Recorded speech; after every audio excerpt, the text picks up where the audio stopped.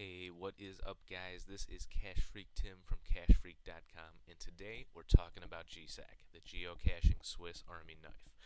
Now, this is going to be the first of a multi-part series talking about GSAK. Today, we're just covering the basics. We're going to talk about GSAK, what it is, what it does, going to show you a couple basic things in it.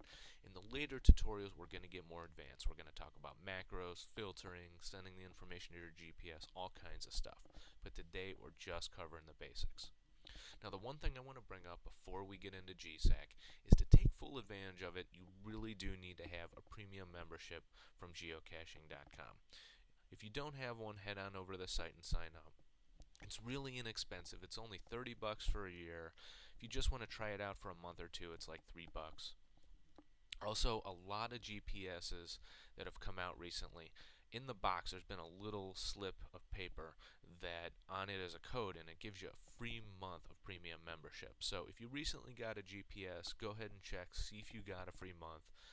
For these tutorials, I'm going to assume you do have a premium membership. You really do need it to take advantage of what GSAK offers. Technically, you can use it without a premium membership, but really 99% of the features in GSAK you really do need the premium membership for. The main reason is it allows you to build pocket queries. And I'm also going to assume you guys know how to make pocket queries. If you don't, head on over to the pocket query site. There's a little video here that shows you how to build pocket queries. And if you guys want, post in the comments, let me know if you want me to make a tutorial on how to do it. It's pretty simple, but I can show you some tricks that I've learned along the way. Again, I'm going to assume you guys have pocket queries created for these tutorials.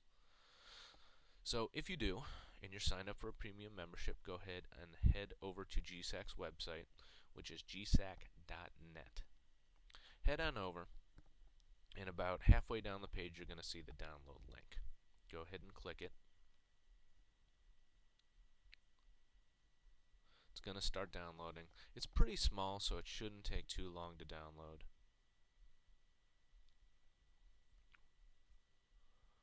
Once the download's complete, go ahead and launch the installer. And again, this is probably similar to any other program you guys have installed. For the most part, you can leave all of the default settings the way they are. The one thing you want to make sure is this guy right here, this associate GPX/LOC files with GSAK. That's so the computer knows when you download your pocket queries which program to use them with. So go ahead and install the program. Alright, once the installation is done, go ahead and click finish, and you will notice you've got this little GSAK icon on your desktop. You can go ahead and click it and it'll open up. Now the first time you open up GSAK, it's going to ask you a couple questions. No big deal. First thing it's going to show you here, it's got these little tips. Every time you open up GSAK, it's going to show you a different tip, which is kind of cool.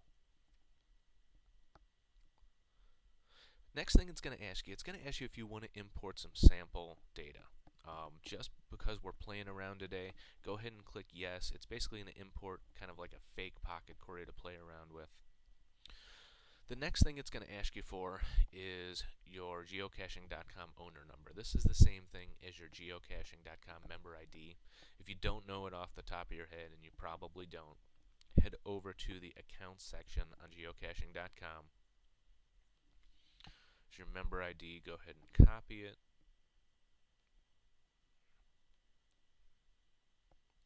I'm going to paste it in there. We're going to hit OK.